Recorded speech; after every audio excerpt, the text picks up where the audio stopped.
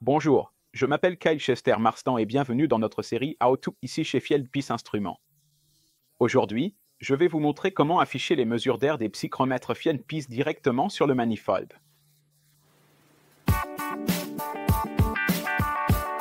Donc, la première chose à faire est de s'assurer que tous nos appareils sont allumés et que les outils se trouvent dans la portée du signal sans fil. C'est le bon moment pour vous rappeler que les produits compatibles JobLink, comme le manifold et les psychromètres, disposent d'une portée sans fil de plus de 300 mètres, donc nous ne devrions rencontrer aucun problème aujourd'hui. Nous allumons donc tous les outils en maintenant le bouton d'alimentation enfoncé sur chaque appareil jusqu'à ce que l'affichage s'allume sur le manifold et que la LED verte clignote sur le bouton d'alimentation des psychromètres.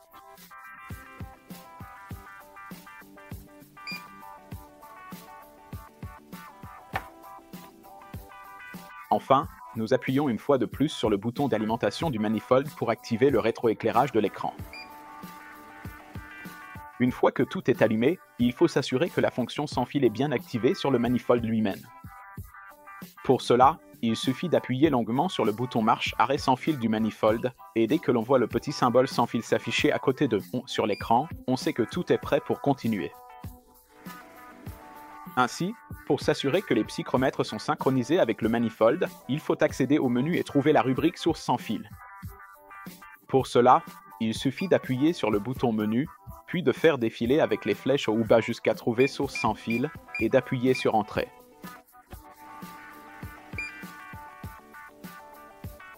Le manifold recherche toujours par défaut un psychromètre sans fil comme premier outil à connecter, ce qui est parfait dans notre cas puisque c'est justement ce que nous voulons connecter ici. Et vous verrez qu'il y a ce petit symbole air clignotant. Cela signifie simplement que le manifold recherche actuellement un psychromètre de retour, et donc, pour sélectionner cela et confirmer que c'est bien ce que nous voulons rechercher, il suffit d'appuyer une fois de plus sur Entrée sur le manifold, et il commencera alors à scanner pour trouver un psychromètre de retour à proximité.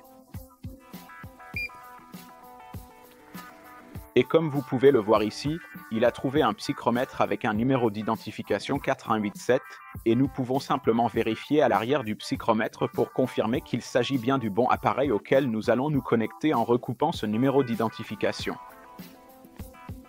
Une fois que nous sommes sûrs de notre choix, nous pouvons continuer à appuyer une nouvelle fois sur Entrée pour enregistrer cette connexion sans fil et passer à la suivante, le psychromètre d'alimentation, d'où le petit S que vous voyez à l'écran. Nous suivons donc exactement le même processus que précédemment, en vérifiant à nouveau que le psychromètre correspond bien au numéro d'identification commençant par S donc, nous appuyons sur Entrée. Vous voyez ici, l'ID 9000 est en train d'être lu par le manifold, et nous pouvons à nouveau vérifier cela sur le psychromètre d'alimentation. Une fois que nous sommes satisfaits, nous appuyons sur Entrée pour enregistrer la sélection. Une fois cela fait, nous pouvons en fait appuyer sur le bouton Menu pour revenir à l'écran d'accueil, puisque les deux psychromètres sont maintenant connectés.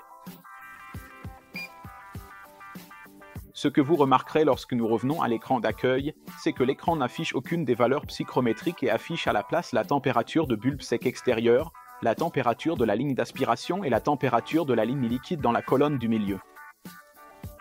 Donc, pour afficher les valeurs des psychromètres sans fil connectés, il faut d'abord appuyer sur le bouton R du manifold, ce qui permettra ensuite de faire défiler toutes les mesures disponibles actuellement relevées par ces outils. Lorsque nous appuyons sur le bouton R, vous verrez la première mesure, à savoir la température de bulbe sec. Et maintenant, vous pouvez voir que ces valeurs apparaissent dans la colonne centrale de l'écran. Si nous appuyons à nouveau sur le bouton R, cela fait défiler la mesure suivante, qui est la température de bulbe humide. Si nous appuyons encore une fois sur le bouton R, nous passons à la valeur du point de rosée. Si nous appuyons encore, cela nous affiche le pourcentage d'humidité relative. Encore une fois, les valeurs d'enthalpie s'affichent. Et enfin, si nous appuyons une fois de plus, cela nous montre la température de bulbe sec du retour par rapport à celle de l'alimentation, avec la delta T cible et les relevés de delta T dans la colonne centrale. Si nous appuyons une dernière fois sur R, cela boucle le cycle et affiche les températures de la ligne d'aspiration et de la ligne liquide que les pinces de température, ici sur le côté du manifold, mesurent. Voilà, c'est aussi simple que ça. Voilà comment consulter les mesures de température de l'air avec nos psychromètres JL3RH connectés directement à nos manifolds.